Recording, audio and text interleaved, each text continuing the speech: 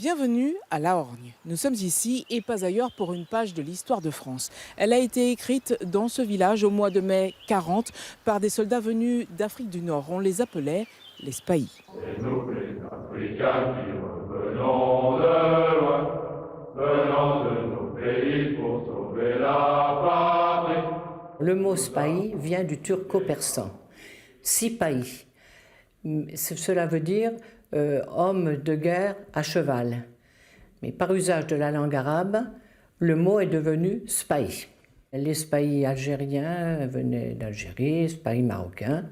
Ils étaient français, donc ils sont venus faire la guerre en 40 en France. Après les guerres de 1870 et de 14-18, ils sont donc de nouveau mobilisés. L'ennemi est rentré par ceux dans le 10 mai. La 3e brigade de Spahis reçoit alors l'ordre de retarder les blindés de Guderian pour permettre l'organisation du front à l'arrière.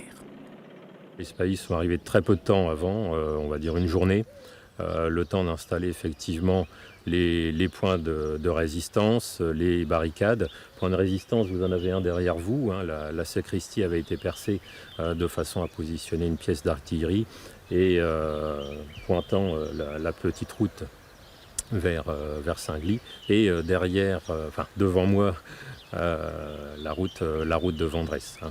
Donc c'était les points d'arrivée des Allemands. Et les Spahis étaient surtout positionnés ici, dans le cœur du village, le matin de l'arrivée des Allemands. Au matin du 15 mai, la 3e BS accueille les fusiliers et les panzers allemands avec des tirs nourris. L'ennemi est arrêté, mais demande du renfort. Encerclés, les Spahis sont contraints de reculer vers la ligne de crête. À 18h, la Horgne est aux mains des Allemands. Le musée a été créé en 1990 par M. Hurley, ancien Spahi parisien et l'ancien maire de l'époque. Et je suppose que c'était pour rendre hommage à la mémoire de ces Spahis. Qu'y a-t-il dans cette collection ? Alors, ce musée, il y a beaucoup de choses. Il y a des armes, il y a des insignes, des selles, des vêtements donnés par les familles de Spahis et aussi trouvés après les combats. Des étriers, tout ce qui se rapportait au cheval. De ces quelques jours passés dans les Ardennes avant les combats de la Horgne, on sait peu de choses. Ces soldats étaient logés dans les granges et entretenaient des relations amicales avec la population. Il y avait une dame âgée qui venait souvent à la Horgne, en dehors des cérémonies, et elle venait toujours se recueillir au carré militaire. Et j'avais eu l'occasion de parler un petit peu avec elle, et elle se souvenait, petite fille, de ces Spahis, qui venaient au café familial boire du thé ou justement du café, se réchauffer.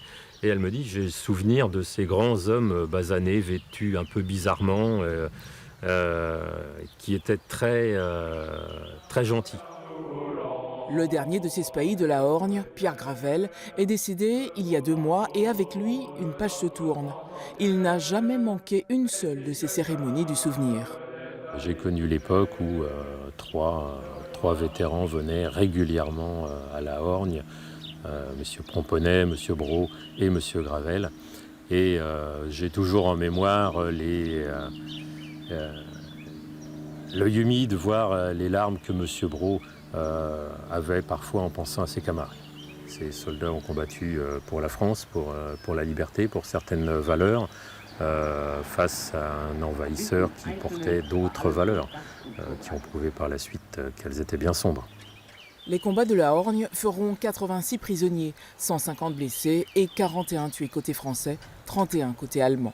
Bien loin de cette légende qui évoque l'assaut donné à cheval par 700 Spahis et causant 1 millier de victimes dans le camp adverse. Le 15 mai 1940, ils ont accompli leur mission, mais leur sacrifice n'aurait été d'aucune utilité. Le commandement français n'en a pas tiré profit. Dans le devoir de mémoire, il serait opportun que les jeunes générations, les 3e ou 4e générations, n'oublient pas ce qu'ont pu faire leur grand-père ou leur grand-oncle pour la France. Un sentier pédestre de 3 km a été inauguré en 2010 pour célébrer le 70e anniversaire des combats de la Horgne. Cette histoire nous est racontée en 7 étapes à différents points stratégiques du village. À très bientôt, ailleurs en Champagne-Ardenne.